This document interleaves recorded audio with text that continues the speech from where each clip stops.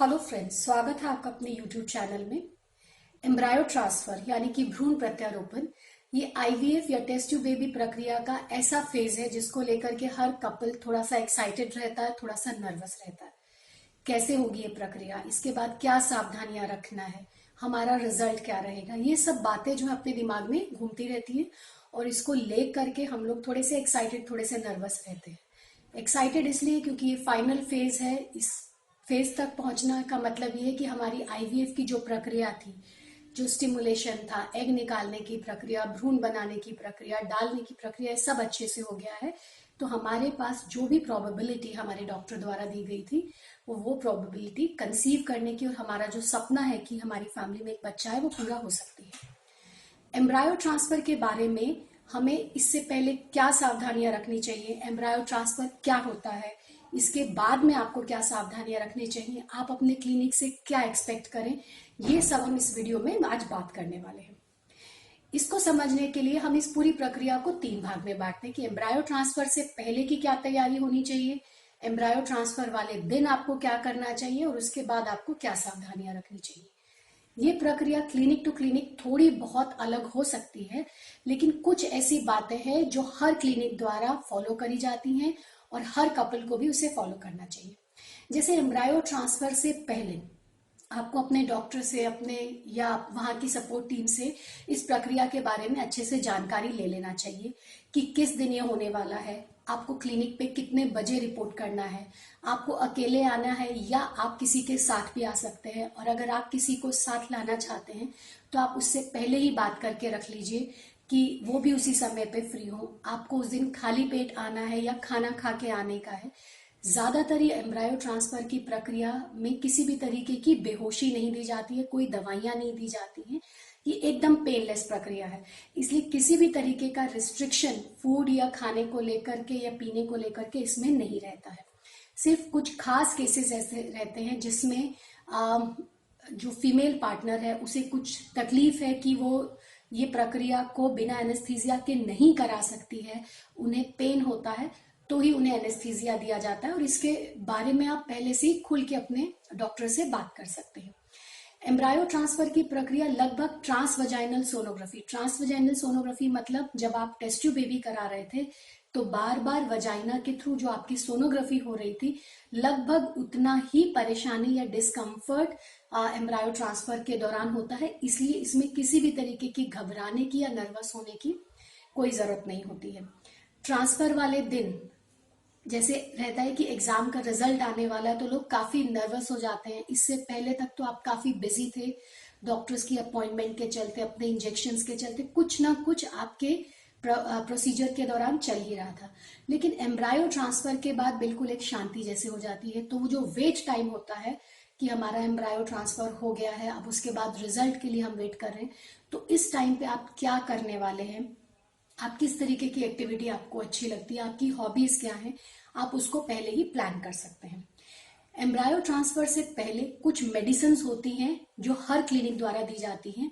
खासकर ये जो मेडिसिन है इसे हम बोलते हैं प्रोजेस्ट्रॉन मेडिसिन। प्रोजेस्ट्रॉन की टैबलेट्स आपको आपका क्लिनिक हो सकता है वजाइनल टैबलेट्स के फॉर्म में, प्रोजेस्ट्रॉन की दवाइयां वजाइनल जेल के फॉर्म में, इंजेक्शंस के फॉर्म में, या कभी कभी ओरल यानी कि मुंह के द्वारा खाने गई गोलियों के रूप में भी प्रिस्क्राइब कर सकते हैं। इसके अलावा कुछ खास केसेस में, खासकर जहां पे फ्रोजन एम्ब्रायो ट्रांसफर किया जा रहा है या एम्ब्रायो अडॉप्शन किया जा रहा है, उसमें प्रोजेस्ट्रॉन के साथ साथ ईस्ट्रोजन की टैबलेट्स भी खाने के लिए दी जाती है। ये दवाइयां बहुत जरूरी हैं, आपको इन्हें प्रॉपर टाइम से लेना है, अच्छे से समझ करके क्लिनिक द्वारा इसको सही समय पे स्टार्ट करें और अपने प्रॉपर टाइमिंग पे इसे लेना है। अगर आप इस दौरान कहीं ट्रैवल कर रहे हैं तो भी आप इसको एश्योर करके रखिए कि आपकी ये मेडिसिन मिस नहीं हो, क्योंकि अगर ये मेडिसिन मिस हो जाएगी तो एम्ब्रायो ट्रांसफर ठीक से नहीं किया जा सकता है। और अगर आप बाई एयर ट्रैवल कर रहे हैं तो ये मेडिसिन को अपने हैंड बैगेज में रखिए, ना कि चेक इन बैग में। और इसके साथ में अपने डॉक्टर का प्रिस्क्रिप्शन जिसपे ये लिखा हो कि आपके लिए दवाइयां लेना क्यों जरूरी है, उसे साथ में ले जाना ना भूलें। तो ये सब वो तैयारियां हैं जो आप एम्ब्रायो ट्रांसफर से पहले कर सकते हैं। एम्ब्रायो ट्रांसफर के दिन सबसे पहले तो आपको बिल्कुल रिलैक्स रहना है, किसी भी तरीके के नर्वसनेस की या एग्जाइटी की इसमें कोई जरूरत नहीं है। आपके डॉक्टर ने आपको जिस समय पे बुलाया है, कोशिश करिए कि आप उससे आधा एक घंटा कम से कम पहले पहुंच जाइए। जाकर के आप क्लिनिक के माहौल में सेट हो जाइए, थोड़ा सा कंफर्टेबल हो जाइए। अगर आपको अच्छा लगता है तो आप एक हॉट कॉफी या टी लीजिए, एक अच्छा सा ब्रेकफास्ट करिए। और ज्यादातर एम्ब्रायो ट्रांसफर की प्रक्रिया डे टाइम पे ही प्लान करी जाती है। हमारे क्लिनिक में भी इसे डे टाइम पे किया जाता है। एम्ब्रायो ट्रांसफर की प्रक्रिया में दी जाने वाली पोजीशन एक नॉर्मल गायनेक एग्जामिनेशन में जिस तरीके की पोजीशन दी जाती है वैसे ही होगा। तो इसके पहले आपको किसी तरीके का एम्बेरसमेंट नहीं हो तो पार्ट प्रिपरेशन यानी कि अपने प्राइवेट पार्ट को क्लीन करके आइए, उस दिन अच्छे से नहा करके आइए। लेकिन किसी भी तरीके का कॉस्मेटिक्स का इस्तेमाल, परफ्यूम्स का इस्तेमाल, पाउडर्स का इस्तेमाल नहीं करने का है। और ना ही आपको लिपस्टिक्स या हेवी मेकअप करना है, क्योंकि ये सब चीजें जो हैं एम्ब्रायो ट्रांसफर रूम में अलाउड नहीं होती हैं। तो आप अच्छे से नहा के आइए, लेकिन किसी भी तरीके हेवी कॉस्मेटिक्स, परफ्यूम्स का इस्तेमाल नहीं करिए। जब आप वहां पे पहुंचेंगे तो हर क्लिनिक का एक अलग अलग प्रोटोकॉल होता है। हम इस वीडियो में बात करेंगे कि हम क्या प्रोटोकॉल फॉलो करते हैं। एम्ब्रायो ट्रांसफर के लिए हमारे क्लिनिक में किसी भी तरीके का एनेस्थीसिया ज्यादातर केसेस में नहीं दिया जाता है, ना ही किसी तरीके की कोई पेन किलर मेडिसिन या कोई नींद की दवाई दी जाती है, क्योंकि ये प्रक्रिया बहुत ही साधारण होती है। जब आप क्लिनिक में पहुंचेंगे तो आपको सलाह दी जाती है कि आपको अपने यूरिन का प्रेशर रोक करके रखना है, यानी कि पेशाब को रोक करके रखना है। आपको चेंज करने के लिए कुछ हॉस्पिटल चेंज ओवर्स यानी कि कपड़े दिए जाएंगे जिन्हें आपको पहनना है। हेयर कवर करने के लिए भी आपको कैप मास्क दिया जाता है। इन केस वैसे तो हमने बताया कि आपको किसी भी तरीके का कॉस्मेटिक इस्तेमाल नहीं करना है, लेकिन फिर भी अगर आपने लिपस्टिक्स लगा रखी है या हेवी कुछ मेकअप कर रखा है तो आपको स्टाफ सलाह दे सकता है कि आप लैब में एंटर करने से पहले इसे रिमूव कर दीजिए। जब आप लैब में एंटर करेंगे तो आपको एक कंफर्टेबल माहौल में गायनेक पोजीशन दी जाती है, अच्छे से आपको कवर कर दिया जाएगा और एक हल्का म्यूजिक लैब में चलता रहता है ताकि आप कंफर्टेबल रहें, आपको किसी तरीके की परेशानी नहीं हो। अगर आप चाहते हैं कि आप अपनी पसंद का कोई म्यूजिक वहां पे लगाना चाहते हैं तो आपको पहले ही, एम्ब्रायो ट्रांसफर वाले दिन नहीं, उसके पहले ही अपने क्लिनिक की टीम से बात करना पड़ेगा। और ये प्रक्रिया एकदम सिंपल होती है। एम्ब्रायो ट्रांसफर रूम में आप देखेंगे अल्ट्रासोनोलॉजिस्ट, यानी कि वो डॉक्टर जो सोनोग्राफी के जरिए हमें गाइड करेंगे कि ट्रांसफर की प्रक्रिया कैसी होनी चाहिए। क्लिनिशियन जो कि आपका एम्ब्रायो ट्रांसफर करेगा।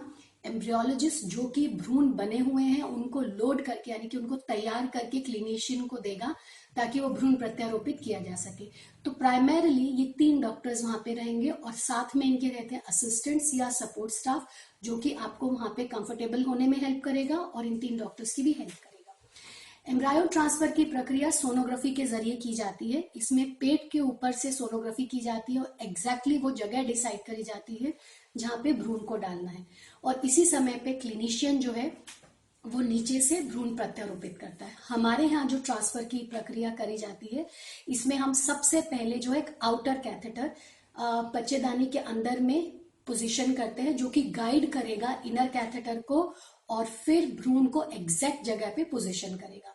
जब ये आउटर कैथेटर रेडी हो जाता है तब एम्ब्रियोलॉजिस्ट जो है भ्रूण को इनर कैथेटर में लोड करके लाता है और फिर हम इसे प्रत्यारोपित करते हैं। और अल्ट्रासाउंड में इसे हम एक स्प्लैश के जैसे या एक सफेद डॉट के जैसे देख सकते हैं। ये भ्रूण नहीं है, ये मीडिया और वो एयर है जिसके अंदर में भ्रूण होता है और ये हमें बताता है कि हाँ भ्रूण सही जगह पे प्लेस हो गया। और इसके तुरंत बाद एम्ब्रियोलॉजिस्ट चेक भी करते हैं कैथेटर को कि हमने प्रत्यारोपण ठीक से किया है कि नहीं। तो ये होती है कि किस तरीके से भ्रूण ट्रांसफर किया जाएगा। इसी दिन आपके क्लिनिशियन फिर आपसे बात भी करते हैं कि कितने भ्रूण आपके बने, उनकी क्या क्वालिटी थी, क्या कोई स्पेयर भ्रूण है जिन्हें हम लोग फ्रीज करके रख सकते हैं। ये सब डिस्कशन भी आपके साथ किया जाएगा और साथ ही भ्रूण ट्रांसफर के बाद दी जाने वाली दवाइयों के बारे में बताया जाएगा। वो दवाइयों को आपको अच्छे से समझना है और उन दवाइयों का सही तरीके से इस्तेमाल करना है। और उसी इंस्ट्रक्शन शीट पे कि अगर छोटी मोटी कुछ तकलीफ हो जाती है कि अगर पेट में दर्द है, उल्टी आ रही है, कब्जी हो रहा है या हल्का फुल्का स्पॉटिंग हो रहा है तो आपको क्या करना है, वो सब इंस्ट्रक्शंस भी दी जाती हैं। और इमरजेंसी कांटेक्ट नंबर्स की अगर आपको तकलीफ ज्यादा हो रही है या कुछ वार्निंग साइंस जो आपको दिए जाते हैं वैसा कुछ अगर आपको लगता है आपकी बॉडी में हो रहा है तो कुछ इमरजेंसी कांटेक्ट नंबर भी दिए जाते हैं जिसके आप कुछ भी परेशानी होने पे कांटेक्ट कर सकते हैं। ये था कि भ्रूण ट्रांसफर वाले दिन आपको क्या करना है।